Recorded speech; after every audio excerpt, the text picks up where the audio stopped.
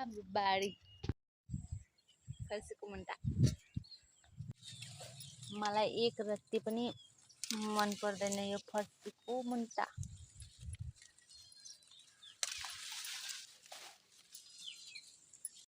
मलाई एक मन पर्दैन यो, त्यही पनि खान पर्छ। यति टिपे अहिले मैले फर्सीको मुन्टा यति छ।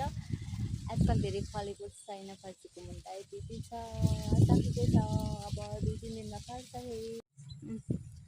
मेरो छोरी मतलब मेरो दिदीको छोरी उफ्रिरहेको चाहिँ अनि बर्खाभित्र बस्छ। मैले नेस्रो लागेर बोलाएको बस्न 1-2 दिन, तर अलि धेरै दिन बस्छु भन्छ। अब यसलाई 1-2 दिन बसाएर धपाउने हो यो चल्लीलाई। तँ चकचक गर्छ। कागतीहरू पनि यस्तो ड्रममै फलेछ।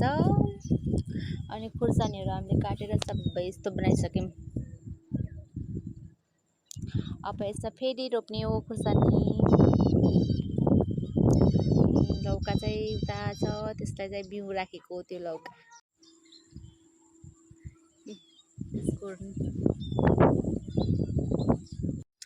लौकाहरू फुल्दैछ, कोपिला लागिरहेछ।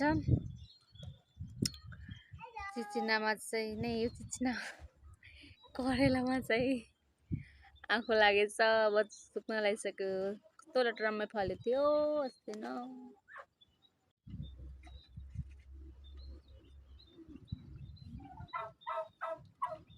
कुराहरू फर्सीको मुन्टा टिपेर ल्यायो बारीबाट।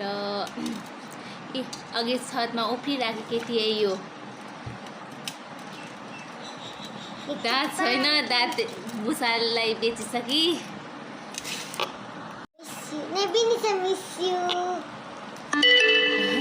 बिनिसालाई मिस गरिरहेको चाहिँ यस्तो चकचक गर्छ, हैरान गर्छ। मलाई आन्टीको एउटा बानी मन पर्दैन। मलाई पनि तेरो बानी मन पर्दैन र चकचक चकचक चकचक गर्ने। हजुरको क्याउ क्याउ क्याउ क्याउ क्याउ गर्ने चकचक गर्छ त नि। क्याउ क्याउ गर्नु छ त हो। सिकाइदिनु न कस्तो गर्छन्। यसलाई यहाँबाट यस्तो गर्ने सर सर निस्किन्छ यो। अरूलाई थाहा छ कि मलाई थाहा छैन।